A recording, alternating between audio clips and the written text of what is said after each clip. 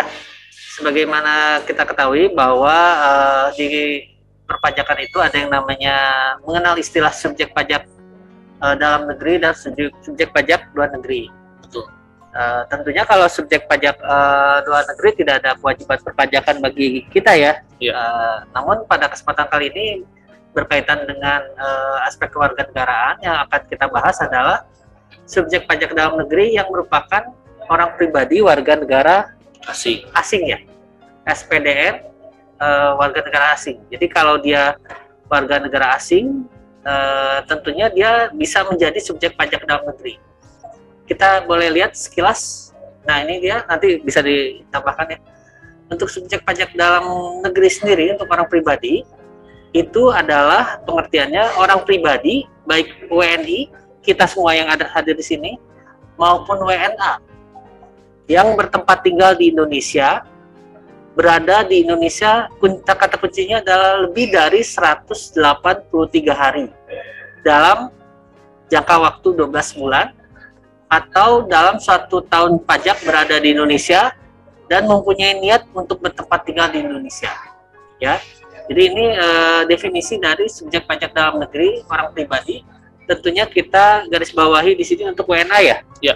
Jadi kalau di sini berarti Pak Rudi ya, untuk wajib pajak dalam negeri di dalam undang-undang KUP atau tentang ketentuan umum perpajakan itu tidak mengenal adanya kewarganegaraan, Pak ya. Jadi baik itu WNI maupun WNA, selama dia memenuhi syarat-syarat ini maka dianggap sebagai wajib pajak dalam negeri, begitu ya Pak ya. Iya. Tiga bundling ini ya, ya. 3 bundling syarat ini ya. Baik, kita lanjut ke berikutnya Bapak Ibu. Nah, kapan WNA itu menjadi subjek pajak dalam negeri? Itu satu, bermukim di suatu tempat di Indonesia yang dikuasai dapat atau digunakan setiap saat, dimiliki, disewa atau tersedia untuk digunakan, dan bukan sebagai tempat persinggahan. Atau memiliki pusat kegiatan utama, baik secara pribadi, secara sosial, ekonomi, dan atau keuangan, ataupun menjalankan kegiatan sehari-hari atau kebiasaan di Indonesia antara lain hobi dan sebagainya. Iya, jadi luas Pak Rudi ya. Pengertian bertempat tinggal di Indonesia tadi. Iya, betul. Jadi bertempat tinggal di Indonesia ini tidak hanya secara harfiah tempat tinggal di Indonesia aja. Jadi ada kategori-kategorinya. Jadi di sini lebih diperluas lagi. Tempat tinggal di Indonesia ini bisa bermukim gitu ya, dengan dikuasai atau dimiliki, maupun baik itu bukan tempat persinggahan gitu ya. Selain itu bisa juga memiliki pusat kegiatan yang utama di Indonesia ataupun menjalankan kegiatan sehari-hari atau kebiasaan di Indonesia, itu bisa dianggap sebagai bertempat tinggal di Indonesia. Betul. Baik, kita lihat selanjutnya. Nah, ini selalu keluar ya. Yang tadi kata kunci Pak Rudi ini bilang kata kunci 183 hari tadi ya Pak ya. dalam jangka waktu 12 bulan. Dari jangka waktu 183 hari ini ditentukan dengan menghitung lamanya orang pribadi tersebut berada di Indonesia dalam jangka waktu 12 bulan, baik secara terus-menerus ya, ataupun terputus-putus dengan bagian dari harinya tetap dihitung sebagai 1 hari. Dan penuh sebagai 1 hari ya Pak ya. Penuh ya. Terus yang ketiga, dalam suatu tahun pajak berada di Indonesia dan mempunyai niat untuk bertempat tinggal di Indonesia, itu dianggap mempunyai niat, itu bisa dibuktikan dengan dokumen kitab izin tinggal tetap ya. Kitas, visa tinggal terbatas atau izin tinggal terbatas dengan masa berlaku lebih dari 183 hari, disertai kontrak usaha kegiatan di Indonesia lebih dari 183 hari. Terus ada kontrak kerja usaha kegiatan di Indonesia lebih dari 183 hari, dan ada dokumen lain seperti kontrak sewa tempat tinggal lebih dari 183 hari atau dokumen pemindahan anggota keluarga ya. Tetap ya tentunya ya. Dari dokumen-dokumen tersebut kelihatan ya lebih dari 183 hari tadi ya. Iya, kata kuncinya itu lebih dari 183 hari dalam 1 tahun pajak. Tidak harus terus-menerus, bisa terputus-putus. Misalnya bulan Januari 30 hari, bulan Februari nambah lagi misalnya jadi 70 hari, terus sampai 183 dalam 1 tahun pajak itu, ya itu bisa dikategorikan sebagai SPDN, gitu ya Pak ya? Ya. Dan ini juga ada tadi ya, kata kunci kedua yaitu mempunyai niat untuk bertempat tinggal. Iya. Berarti kalau dia ada kayak misalkan contohnya yang sering apa itu Pak Adit? Ya, kalau misalnya dia tempat tinggal, misalnya dia ada kontrakan, menghadap kontrakan, kemudian ada apa namanya perjanjian tempat tinggalnya lebih dari 183 hari, maka itu dianggap sebagai dia udah punya niat ya untuk tempat tinggal di Indonesia gitu. Atau ya. mungkin yang seperti pemain-pemain Iya betul, kontrak kerja itu ya. Ya. Misalnya kontrak kerja seperti ya kalau di Bandung bisa pemain Persib bisa ya, kan ada kontrak kerjanya bisa 1 musim. Satu musim biasanya kan lebih dari 183 hari. Nah, itu bisa dianggap sebagai niat untuk menjadi wajib pajak dalam negeri. Ya. Ya. Baik, kita lihat. Nah, itu kan dari subjeknya ya, Bapak Ibu ya. Kita lihat apa sih objeknya ya. Kenapa ini penting kami sampaikan? Karena tentunya kita sebagai ya sama aparatur sipil negara, terutama kita sendiri tahu bahwa penerimaan negara itu memang ditopang sepenuhnya oleh sektor pajak, Bapak Ibu ya. Dan kalau kita tahu, tentunya kita ingin agar seluruh warga negara, baik itu subjek pajak dalam negeri ya, itu bisa berkontribusi. Makanya minta bantuannya dari rekan-rekan semua, apabila terdapat data apapun ya yang kira-kira bisa menambah menambah penerimaan negara, itu kami sangat menghargai sekali ya. Iya. Baik, kita lihat objek pajak penghasilannya. Yang penghasilan itu bisa berupa, mohon balik lagi sebentar. Kembali Slide sebelumnya.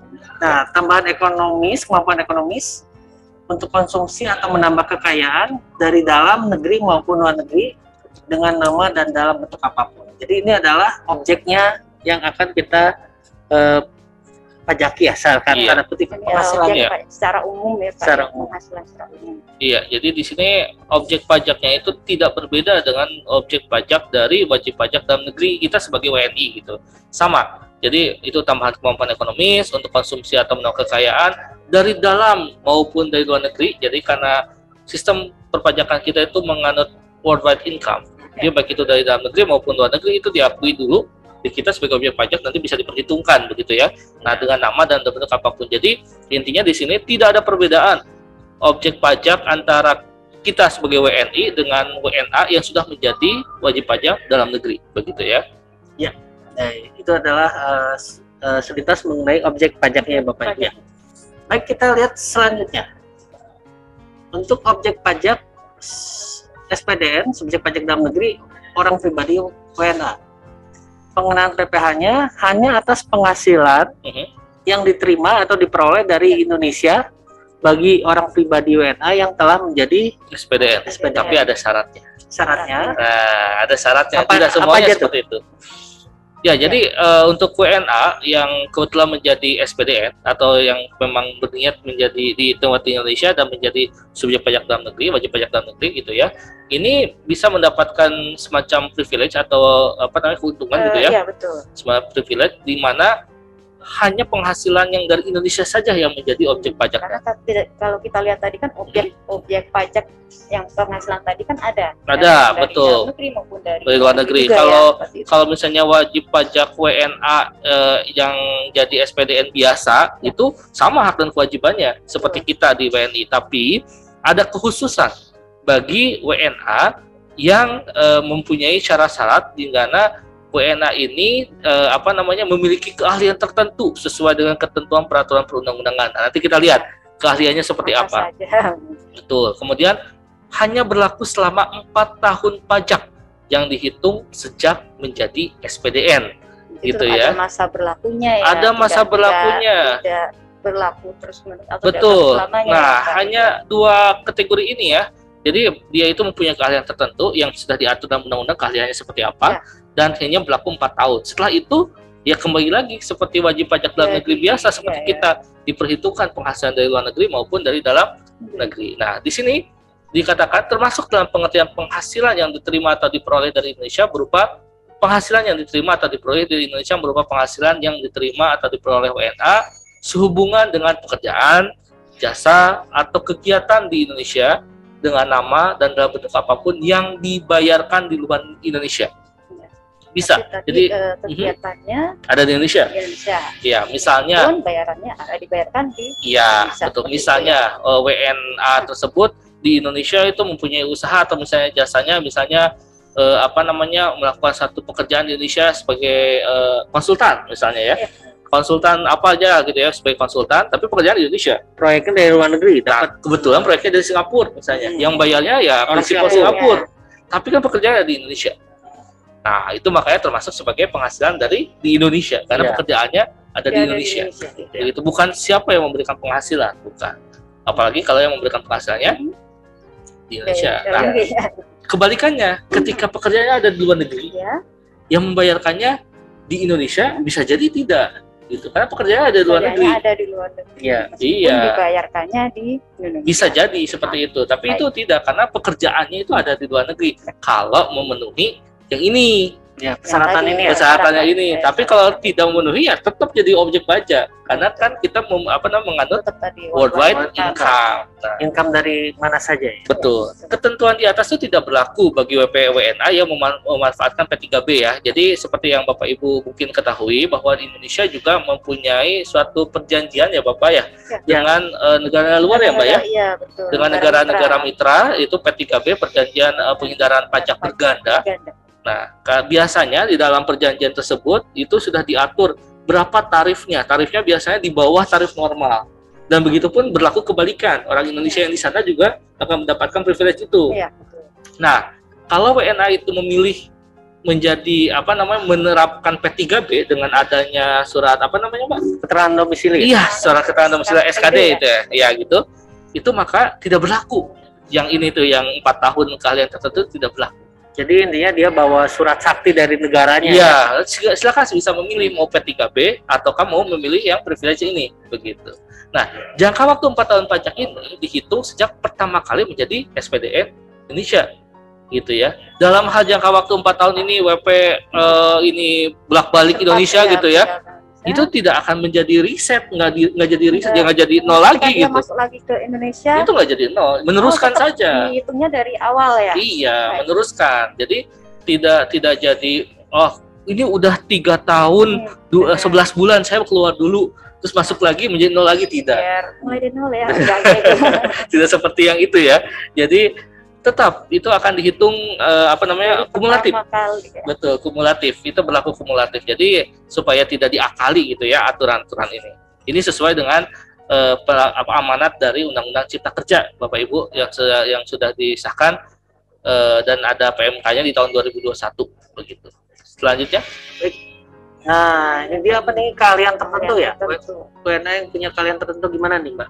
Nah, WNA dengan keahlian tertentu meliputi tenaga kerja asing yang menduduki pos jabatan tertentu. Nanti kita lihat ada di lampiran PMK 18, ada pos jabatan tertentunya apa saja. Kemudian ada juga peneliti asing yang wajib memenuhi persyaratan mengenai penggunaan tenaga kerja asing yang ditetapkan oleh Menteri Tenaga Kerja atau peneliti asing yang ditetapkan oleh Menristek atau Kepala BRIN ya, seperti itu. Ya.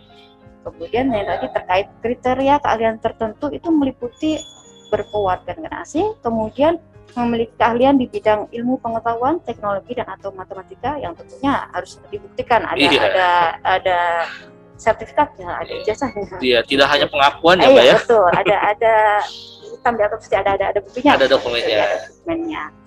Itu sertifikat keahlian yang diterbitkan oleh lembaga yang telah ditunjuk oleh pemerintah di Indonesia atau pemerintah Indonesia atau pemerintah asal tenaga kerja asing tersebut. Iya. Dan juga tentunya ijazah pendidikannya, kemudian pengalaman kerja sekurang-kurangnya 5 tahun di bidang ilmu atau di bidang kerja yang sesuai dengan bidang keahlian tersebut. Dan juga nantinya ada kewajiban ini, alih pengetahuan. Transfer knowledge gitu ya, yang biasa kita kenal. Jadi ya Bapak Ibu tidak serta-merta orang mengaku bahwa punya keahlian sudah diterapkan langsung dikasih diberikan privilege yang tadi yang di Undang-Undang Cipta Kerja. Tapi tentunya ada verifikasi ya yang ditunjuk oleh lembaga-lembaga terkait bahwa benar bahwa orang yang bersangkutan mempunyai keahlian tersebut, ijazahnya juga valid, terus juga punya pengalaman kerjanya juga bisa dibuktikan begitu ya. Dan yang terakhir yang paling penting itu ada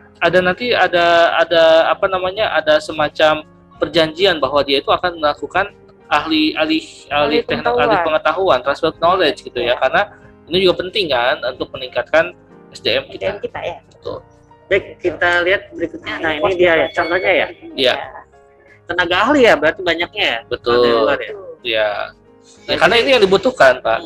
Jadi ini yang dibutuhkan oleh kita, makanya kenapa bila ahli-ahli tersebut masuk ke Indonesia diberikan semacam privilege, karena ini untuk meningkatkan SDM kita, untuk meningkatkan Nah, tadi SDM ada kita. yang terakhir tadi ya, alih pengetahuan. Alih tadi. pengetahuan itu penting buat kita, begitu. Makanya ini diperlukan, tidak serta-merta semua WNA yang sudah menjadi subjek pajak dalam negeri di Indonesia itu dapat privilege, tidak. Hanya orang-orang yang ini yang memang diamanatkan oleh Undang-Undang Cipta Kerja. Baik, kita lihat berikutnya. Nah, ini kewajiban ya. Kewajiban subjek pajak dalam negeri orang pribadi warga negara asing.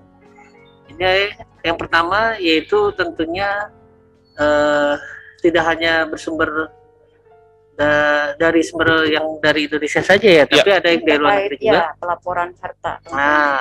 Kan di SPT kan tetap harus dilaporkan semua, Pak. Ya, betul. Jadi memang sama kayak kita ya. Jadi, SPDN orang pribadi WNA ini memang harus melaporkan penghasilannya berapa setahun dan harta yang diperolehnya juga berapa. Iya. Dan saat tahun pertama kerja, terus setelah itu melaporkan pendapatan yang kalau misalkan tidak dia hanya bulanan gitu, bisa tidak disetahunkan. Terus ada membayar angsuran PPh pasal 25 ya? Iya. Bukan hanya pasal 29. Iya, maksudnya pembayaran masa ya? Masa ya. Apabila memang dia ada wajib kewajiban pasal 25. Pasal 25. Terus hanya melaporkan penghasilan dari satu pemberi kerja, ya. Terus pada saat dia exit permit only ya, EPO ya. Dia harus melaporkan dengan melakukan penghapusan NPWP atau non efektif. Iya. Kalau mau balik lagi ke sini. Terus kalau melaporkan lagi kalau terima natura apapun, terus kalau dia sama seperti WNI yang lain, dia juga bisa melaporkan secara online dengan memperoleh EVIN ya. Iya, gitu ya. Baik. Ya. Di sini juga harus kita cermati Pak Rudi ya, terkait dengan EPO, exit permit only. Jadi ini harus menjadi concern juga bagi mungkin bisa minta bantuan juga bagi teman-teman semua ketika memang orang ini akan keluar dari Indonesia dan dalam jangka waktu yang agak lama gitu ya, sebaiknya itu di non-efektifkan bila memang masih ada peluang untuk kembali bekerja di Indonesia begitu ya. Kapan tahun gitu kan kita nggak ada yang tahu ya. Nah, itu sebaiknya dinonefektifkan saja agar kewajiban perpajakannya itu tidak terus jalan. Karena Direktorat Jenderal Pajak kan tidak mempunyai data bahwa yang bersangkutan itu keluar atau masih di Indonesia. Jadi tidak bisa melakukan NE secara otomatis. Karena di dalam undang-undangnya, di dalam aturan kita, untuk non-efektif atau NE itu harus berdasarkan permintaan atau permohonan sendiri, kecuali memang hal-hal yang secara jabatan tuh ada hal-hal yang secara jabatan, tapi tidak semuanya bisa secara jabatan. Oleh karena itu diperlukan peran serta aktif dari para WNA ini untuk melakukan NE. Tidak harus orang yang bersangkutan, bisa dikuasakan. Bisa dikuasakan Pak Ibu ya. Ya gitu. Jadi bisa dikuasakan.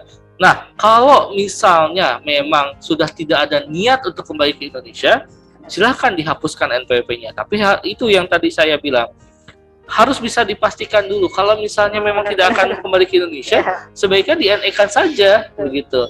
Kalau misalnya masih ada kemungkinan ke Indonesia, jangan dihapus karena akan susah nantinya untuk didaftarkan lagi, agak susah karena kan sistem kita kan nanti mendeteknya di nomor paspor yang sama atau di NIK yang sama gitu ya. Agak susah, bisa tapi agak susah. Dan itu membutuhkan waktu yang agak lama. Jadi sebaiknya nanti minta tolong mungkin kalau misalnya dari teman-teman bisa menyampaikan kepada WNA tersebut bahwa kewajiban perpajakannya ya sudah di-NE-kan saja, begitu ya. Iya. Baik, kita lihat yang berikutnya. Nah, ini SPT tahunan sama hampir mirip. Ini hanya tata cara pelaporan aja ya. Siap. Kalau persis apa ya? Persis sama seperti kita Bapak Ibu ya. Kalau dia pegawai pakai 1770S, kalau usahawan pakai 1770, kalau penghasilannya di bawah 60 juta pakai SS 1770 SS. Iya. Baik, kita lihat berikutnya. Sama, dia juga memiliki kewajiban pembukuan apabila dia punya usaha ya. Dan peredaran usahanya itu lebih dari 4,8 miliar. Iya. Kalau dia di bawah 4,8 miliar boleh tercatat. Baik, kita lihat berikutnya. Nah ini ya tadi ya terkait EPO gimana? EPO tuh Iya betul. Jadi seperti yang tadi kita bahas ya, Mbak Dwi ya. Jadi ketika melakukan EPO itu sebaiknya hal-hal yang harus dilakukan adalah ini. Yang pertama buat surat kuasa dulu tuh. Buat surat kuasa dikasihkan kewenangan kepada perusahaannya atau konsultannya atau pokoknya yang mengurusi dia pemindahan yang dia dulu membantu kepindahan dia ke sini. Siapa silakan diberikan kewenangan untuk surat kuasa. Kemudian lakukan penghapusan NPWP dengan cara mengisi dan menyerahkan form penghapusan jika hanya yang bersangkutan memang tidak akan kembali lagi ke Indonesia. Betul. Tapi kalau misalkan ada kemungkinan untuk berada di Indonesia lagi, maka silakan di NE-kan saja. Non efektif itu pun dengan cara mengisi dan menyerahkan form oleh kuasanya, boleh. Gitu. Nah, yang terakhir adalah menyampaikan SPT tahunan dulu. Saat laporan disertai dengan dokumen EPO pada e-filing. Jadi itu sebelum berangkat itu sampaikan SPT-nya dulu gitu, SPT tahunan dulu yang belum disampaikan gitu ya. Nah, disertai dengan dokumen EPO pada e-filing sehingga kita tahu bahwa yang bersangkutan akan keluar dari Indonesia begitu. Baik, kita lihat berikutnya. Nah, sudah selesai ya? Sudah. Demikian Bapak Ibu, rekan-rekan semua paparan dari Kanwil DJP Jawa Barat 1. Terima kasih sudah dikasih kesempatan dalam sesi tentang WNA ya, diseminasi WNA. Kami sih berharap mudah-mudahan nanti kedepannya ini lagi booming tuh tentang perseroan pajak perorangan ya, perseroan perorangan ya, mudah-mudahan nanti kita bisa sosialisasikan lagi ya. Ini juga terkait terkait dengan terkait dengan NIK menjadi NPWP ini juga terkait juga. Karena tadi kami lihat ada dari Dukcapil ya. Baik, demikian dari kami kembalikan ke rekan Kemenkumham. Terima kasih.